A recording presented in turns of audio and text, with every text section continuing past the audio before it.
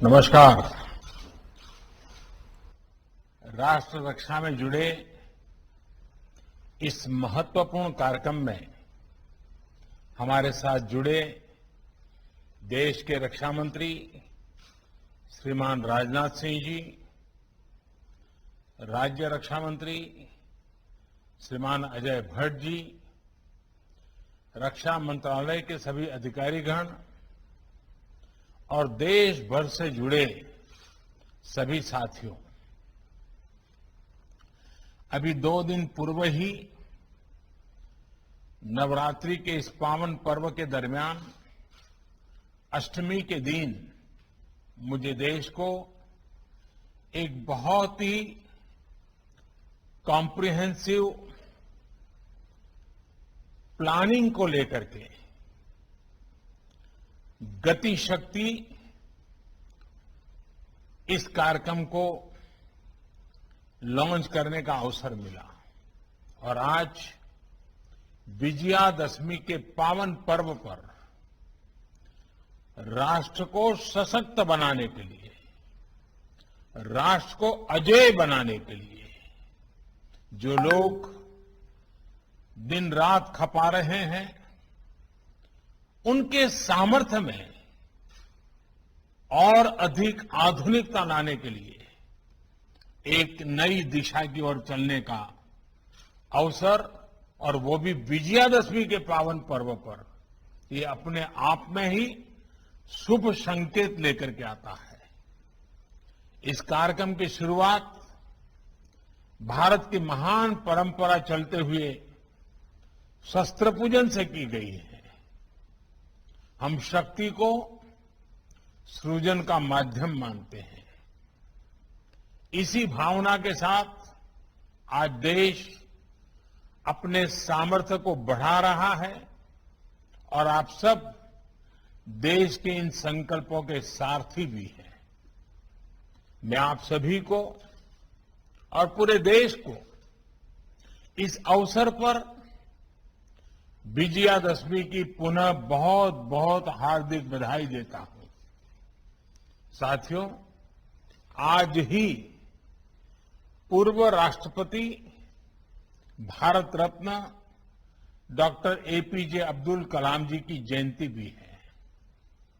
कलाम साहब ने जिस तरह अपने जीवन को शक्तिशाली भारत के निर्माण के लिए समर्पित किया, ये हम सभी के लिए प्रेरणा है।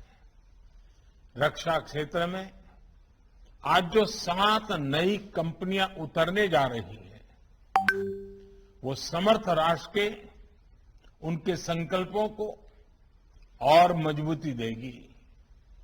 साथियों, इस वर्ष भारत ने अपनी आजादी के 75वें साल में प्रवेश किया है। आजादी के इस अमृत काल में देश एक नए भविष्य के निर्माण के लिए नए संकल्प ले रहा है और जो काम दशकों से अटके थे, उन्हें पूरा भी कर रहा है। 41 ऑर्डिनेंस फैक्ट्रीज को नए स्वरूप में किए जाने का निर्णय, 7 नई कंपनियों की ये शुरुआत देश की इसी संकल्प यात्रा का हिस्सा है। ये निर्णय पिछले 15-20 साल से लटका हुआ था। मुझे पूरा भरोसा है कि ये सभी 7 कंपनियां आने वाले समय में भारत की सैन्य ताकत का एक बहुत बड़ा आधार बनेगी। साथियों, हमारी ऑर्डिनेंस फैक्ट्रीज कभी दुनिया की शक्तिशाली संस्थाओं में गिनी जाती थी। इन फैक्ट्रीज के पास 100-150 साल से भी ज्यादा का अनुभव है। विश्व युद्ध के समय भारत की ऑर्डिनेंस फैक्ट्रीज का दमखम दुनिया ने देखा है। हमारे पास बेहतर संसाधन होते थे, वर्ल्ड क्लास स्किल होता था। आजादी के बाद हमें जरूरत थी इन फैक्ट्रीज को अपग्रेड करने की, न्यू एज टेक्नोलॉजी को अपनाने की, लेकिन इस पर बहुत ध्यान नहीं दिया गया। समय के साथ भारत अपनी सामरिक जरूरतों के लिए विदेशों पर निर्भर होता गया। इस स्थिति में परिवर्तन लाने में ये नई 7 डिफेंस कंपनियां बहुत बड़ी भूमिका निभाएगी। साथियों, आत्मनिर्भर भारत अभियान के तहत देश का लक्ष्य भारत को अपने दम पर दुनिया की बड़ी सैन्य ताकत बनाने का है। भारत में आधुनिक सैन्य इंडस्ट्री के विकास का है। पिछले 7 वर्षों में देश ने मेक इन इंडिया के मंत्र के साथ अपने इस संकल्प को आगे बढ़ाने का काम किया है। आज देश के डिफेंस सेक्टर में जितनी ट्रांसपेरेंसी है, ट्रस्ट है और टेक्नोलॉजी ड्रिवन अप्रोच है, उतनी पहले कभी नहीं थी। आजादी के बाद पहली बार हमारे डिफेंस सेक्टर में इतने बड़े रिफॉर्म्स हो रहे हैं। अटकाने लटकाने वाली नीतियों की जगह सिंगल विंडो सिस्टम की व्यवस्था की गई है। इससे हमारे इंडस्ट्रीज का कॉन्फिडेंस बढ़ा है। हमारी अपनी भारत की कंपनियों ने डिफेंस इंडस्ट्री में भी अपने लिए संभावनाएं तलाशना शुरू किया है और अब प्राइवेट सेक्टर और सरकार साथ मिलकर राष्ट्र रक्षा के मिशन में आगे बढ़ रहे हैं। यूपी और तमिलनाडु के डिफेंस कॉरिडोर्स का उदाहरण हमारे सामने है। इतने कम समय में बड़ी बड़ी कंपनियों ने मेक इन इंडिया में अपनी रुचि दिखाई है। इससे देश में युवाओं के लिए नए अवसर भी तैयार हो रहे हैं और सप्लाई चेन के रूप में कई एमएसएमईज के लिए नई संभावनाएं बन रही है। देश में जो नीतिगत परिवर्तन किया है, उसका परिणाम है कि पिछले 5 सालों में हमारा डिफेंस एक्सपोर्ट 325% से भी ज्यादा बढ़ा है। साथियों, कुछ समय पहले ही रक्षा मंत्रालय ने ऐसे 100 से ज्यादा सामरिक उपकरणों की लिस्ट जारी की थी जिन्हें अब बाहर से आयात नहीं किया जाएगा।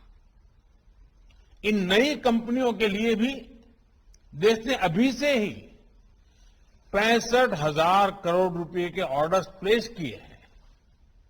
ये हमारी डिफेंस इंडस्ट्री में देश के विश्वास को दिखाता है।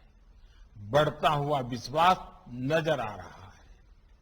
एक कंपनी एम्यूनिशन और एक्सप्लोजिव की जरूरतों को पूरा करेगी तो दूसरी कंपनी आर्मी व्हीकल्स मैन्युफैक्चर करेगी। इसी तरह एडवांस वेपन्स और इक्विपमेंट हो, ट्रूप्स कंफर्ट आइटम हो, ऑप्टिकल इलेक्ट्रॉनिक्स हो या पैराशूट, हमारा लक्ष्य है कि भारत की एक एक कंपनी न केवल इन क्षेत्रों में एक्सपर्टाइज हासिल करे बल्कि एक ग्लोबल ब्रांड भी बने। कॉम्पिटिटिव कॉस्ट हमारी ताकत है। क्वालिटी और रिलायबिलिटी हमारी पहचान होनी चाहिए। साथियों, मुझे विश्वास है कि इस नई व्यवस्था से हमारे यहां ऑर्डिनेंस फैक्ट्रीज में जो टैलेंट है, जो कुछ नया करना चाहते हैं, उन्हें अपनी प्रतिभा दिखाने के लिए पूरी स्वतंत्रता मिलेगी। जब इस प्रकार के एक्सपर्टीज को इनोवेशन का अवसर मिलता है, कुछ कर दिखाने का अवसर मिलता है, तो कमाल करके दिखाते हैं। आप अपने एक्सपर्टीज से जो प्रोडक्ट बनाकर दिखाएंगे, वो भारत के डिफेंस सेक्टर की क्षमता तो बढ़ाएंगे ही, आजादी के बाद जो एक गैप आ गया था उसे भी दूर करेंगे। साथियों, 21वीं सदी में कोई देश हो या कोई कंपनी, उसकी ग्रोथ और ब्रांड वैल्यू उसके रिसर्च और इनोवेशन से तय होती है। सॉफ्टवेयर से लेकर स्पेस सेक्टर तक भारत की ग्रोथ, भारत की नई पहचान इसका सबसे बड़ा उदाहरण है। इसलिए मेरा सभी 7 कंपनियों से भी विशेष आग्रह है कि रिसर्च और इनोवेशन आपके वर्क कल्चर का हिस्सा होना चाहिए, उसको प्राथमिकता मिलनी चाहिए। आपको केवल दुनिया की बड़ी कंपनियों की बराबरी ही नहीं करनी है, बल्कि फ्यूचर टेक्नोलॉजी में लीड भी लेनी है। इसलिए ये जरूरी है कि आप नया सोचें, रिसर्च ओरिएंटेड युवाओं को ज्यादा से ज्यादा मौका दें, उन्हें सोचने की पूरी छूट दें। मैं देश के स्टार्टअप से भी कहूंगा, इन 7 कंपनियों के जरिए आज देश ने जो नई शुरुआत की है, आप भी इसका हिस्सा बनिए। आपकी रिसर्च, आपके प्रोडक्ट्स कैसे इन कंपनियों के साथ मिलकर एक दूसरे की क्षमताओं से लाभान्वित हो सकते हैं, इस ओर आपको सोचना चाहिए। साथियों, सरकार ने सभी कंपनियों को एक बेहतर प्रोडक्शन एनवायरनमेंट देने के साथ साथ पूरी फंक्शनल ऑटोनॉमी भी दी है। इसके साथ ही ये भी सुनिश्चित किया गया है, इन फैक्ट्रीज के कर्मचारियों के हित पूरी तरह से सुरक्षित रहें। मुझे पूरा भरोसा है कि देश को आपकी एक्सपर्टाइज का बहुत लाभ होगा और हम सब मिलकर आत्मनिर्भर भारत के अपने संकल्प को पूरा करेंगे। इसी भावना के साथ फिर एक बार आप सबको विजयादशमी की बहुत बहुत शुभकामनाएं। आप सभी का